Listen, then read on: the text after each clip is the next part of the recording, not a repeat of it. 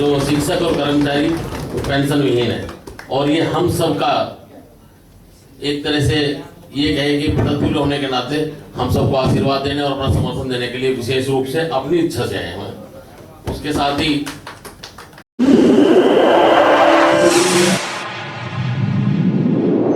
इस news channel पर जो भी वक्ता ने कहा वो उसकी अपनी राय है, जिसकी पुष्टि नेशन न्यूज इंडिया नहीं करता। धन्यवाद। इस पेंशन लड़ाई के योद्धा, इस पेंशन लड़ाई की एक सूत्र में पूरे देश को पिरोने वाले हमारे छोटे और प्रिय भाई विजय कुमार बंधु जी, उसी के साथ ऊर्जावान हमारे साथी जिनको आपने हमेशा हरियाणा की लड़ाई लड़ते हुए बड़े जज्बे के साथ अगुवाई में देखा, हमारे भाई धारीवाल साहब, और अकेली जो मंच पे बैठी हुई है नीतू सिंह जी, जिन्होंने बहुत ही अच्छी तरह से यूपी के बारे में बताया और किस किस तरह से आपने संघर्ष किया। आप और अमरीक सिंह जी, जिन्होंने अभी बताया कि कुछ भी सोचे तो इनके सामने ओल्ड पेंशन स्कीम ही आती है, कुछ भी लिखना चाहे तो मन में और दिमाग में और दिल में ओल्ड पेंशन स्कीम ही है। अभी बाबूराम तोमर जी ने बड़ा बहुत लच्छेदार भाषण और बड़े तरीके से समझाया। अपने 27 साल के अनुभव के अनुसार मैं सारे मंच को सलाम करते हुए अपने सभी क्रांतिकारी भाइयों का बहुत बहुत स्वागत और अभिनंदन राजकीय विद्यालय शिक्षक संघ दिल्ली की तरफ से करना चाहता हूँ। साथियों, आज का जो सभा है ये सभा विशेष है, और सभा आज मैं तो ये कहूँगा अपने विजय बंधु भाई के लिए कि आज हम दूसरी बार किसी मंच पे आज एक साथ मिले हैं। एक मंच 2019 में था जब जामिया में एक कार्यक्रम था और मैं बागपत से बहुत भागते दौड़ते पहुंचा था। डीएन सिंह जी वहाँ पहले ही पहुंच चुके थे और मैंने उसमें वादा किया था कि दिल्ली के शिक्षकों को मैं साथ जोड़ूंगा, लेकिन किसी कारण कई कारणों से अभी तक हम उसमें नहीं चल पाए। कई दिक्कतें थी, लेकिन अभी 2 माह पूर्व दोबारा ये हमने भी समझा और हालातों ने भी और परिस्थितियों ने भी समझाया कि आज हमने दुनिया को देखा भी, जो और संगठन जो और ठेकेदार पेंशन को बहाली के लिए चल रहे हैं, उनके कुछ और ही रास्ते हैं, उनके कुछ और ही षड्यंत्र और ही मंसूबे हैं। वो आपकी लड़ाई के लिए नहीं, वो अपनी शान बचाने के लिए, अपने वर्चस्व को बचाने के लिए सिर्फ एक लोगों को, पेंशन विहीन लोगों को ठग रहे हैं। अगर पेंशन विहीन को पेंशन वीर बनाएगा तो सिर्फ विजय कुमार बंधु बनाएगा। ये हमें सोच सकते हैं। आज की तारीख में हिंदुस्तान में अगर कोई सच्चा आंदोलन करता है, अगर कोई सच्चा पेंशन विहीन पेंशन की आंदोलन की लड़ाई लड़ने वाले हैं, तो एक ही संगठन का एक ही नाम है, उसका नाम है NMOPS। मैं आपको तारीफ नहीं कर रहा हूं, मैं अपने अनुभव के हिसाब से बता रहा हूं। मैं तो 1994 का लगा हुआ हूं, तो पेंशन बंद हुई 10 साल पहले लग चुके थे, और उस 10 साल के बाद में जो भी नाम बताए गए उसकी प्रशंसा की आवश्यकता तो नहीं थी, लेकिन अगर नेतृत्व करें तो निर्भीकता से करें, और वो नेतृत्व तो हमने दिल्ली को जितनी हमारी क्षमता थी हमने दिया। इसीलिए हमारे साथी हमारे लिए कुछ 2-2 शब्द बोल भी देते हैं। तो उसी के नाते मैं आपसे कहना चाहता हूँ, आज की सभा विशेष क्यों है? आज विभिन्न विभागों के प्रमुख यहाँ बैठे हुए हैं, हर आदमी नेतृत्व वाला बैठा हुआ है, कोई वैसा कार्यकर्ता नहीं है कि किसी को लेके आए हुए हो। आज वे लोग हैं जिनके पीछे सैकड़ों की संख्या में, तो कम से कम लोग आएंगे, कम से कम सैकड़ों की संख्या में आएंगे। और उस दिन की तैयारी में हम कि 1 तारीख को, 1 अक्टूबर को जो दिल्ली के लिए सोचा NMOPS की राष्ट्रीय कार्यकारिणी ने, उसमें दिल्ली खरी उतरनी चाहिए। आप ये शपथ लेने के लिए आए। आज कोई भाषण की ऐसी आवश्यकता नहीं कि भाषण की प्रतियोगिता है कि मैंने कितना क्रांतिकारी बोला, मैंने कितने उसमें मुहावरे बोले, वो जरूरत नहीं थी। आमतौर पे तो अभी जाने से पहले भी आप सब लिख के जाएंगे, अपनी जिम्मेदारी बता के जाएंगे कि आप 1 तारीख को कौन से काम को संभालेंगे, आप कौन सी कमेटी का अध्यक्षता करेंगे, आप ट्रांसपोर्ट कमेटी की अध्यक्षता करेंगे, आप खाने पीने की कमेटी की अध्यक्षता करेंगे, आप कौन सी जिम्मेदारी लेंगे। आज हमारे प्यार सिर्फ और सिर्फ आज 16 तारीख है और 14 दिन हमारे बचे हुए हैं। आपको अपने विभागों में घूमने के लिए मात्र 8 से 10 दिन आपके लिए हाथ में है, जो अपने विभागों में जाके अपने साथियों को एकत्रित करेंगे और उनको वहां बुलाएंगे। आपके ऊपर जिम्मेदारी क्या है? धारीवाल भाई उधर से अपना कारवा लेके आएंगे। पूरे देश में 18,000 किलोमीटर की यात्रा करने के बाद एक विजय बंधु और NMOPS सिर्फ एक ऐसा मात्र संगठन है जिसने पूरे देश को एक सूत्र में पिरोकर और लामबंद किया है। आज ये देश मान चुका है, आज ये सरकार मान चुकी है कि अगर कोई बात करनी है, अगर डरती है या अगर आज इस बात पे आई है, अभी जो हमारे 5 प्रदेश और उसके बाद 2 प्रदेश जो 7 की गिनती आई है, तो सिर्फ मुझे इसकी बात कहने में कोई दो राय नहीं है कि सिर्फ और सिर्फ NMOPS के डर के कारण आई है। साथियों, अभी आपने सिक्किम का देखा। सिक्किम सत्ताधारी पार्टी का एक राज्य है, सत्ताधारी पार्टी ही वहां राज करती है। अगर उसने एक खिड़की खोल के झरोका से देखा है, केंद्र सरकार ने सिक्किम के बहाने खिड़की के झरोके से देखा है कि विजय बंधु किस रास्ते में खड़े हुए हैं, क्या रास्ता हमारा 2024 का रोक तो नहीं रहे हैं।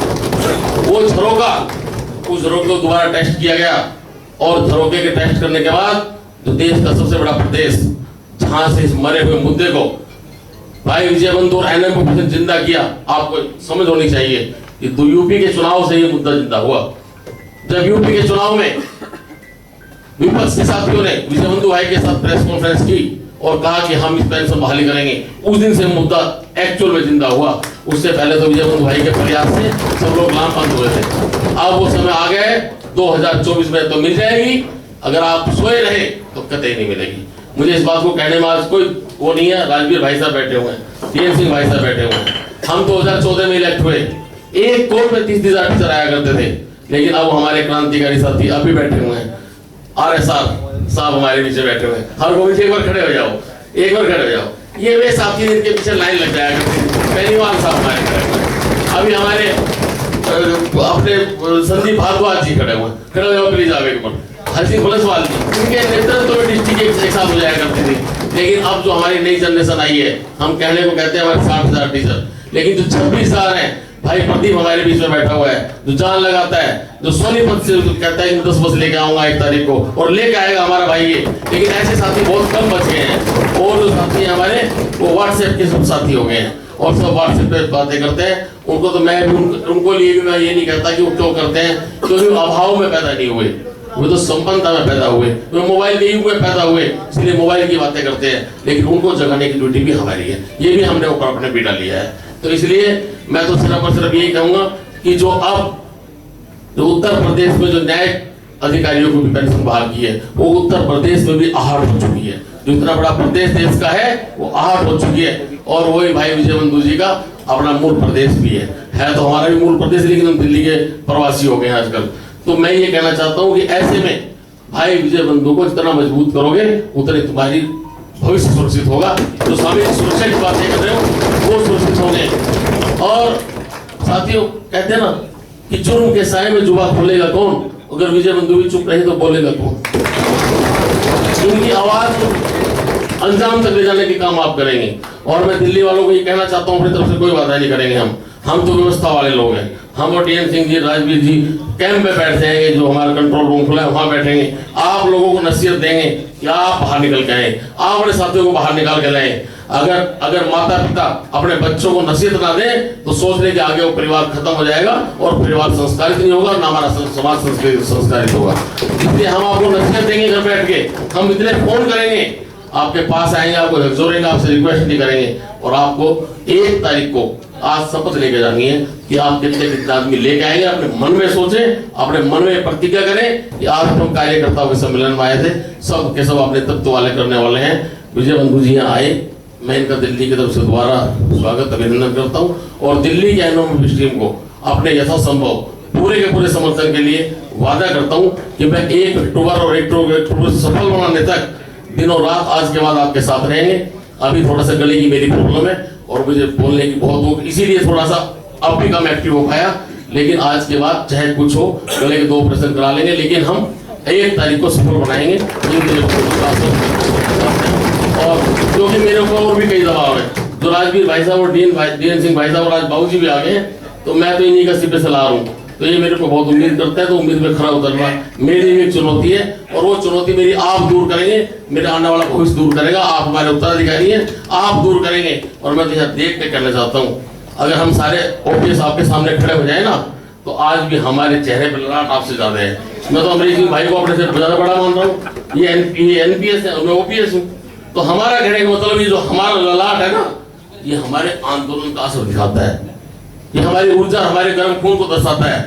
इसलिए आप भी गर्म खून में चलिए, आप भी ऊर्जा में चलिए। घर में कुछ नहीं रखा, घर में जाके 2 घंटे पहले और 2 घंटे बाद में कुछ नहीं रखा।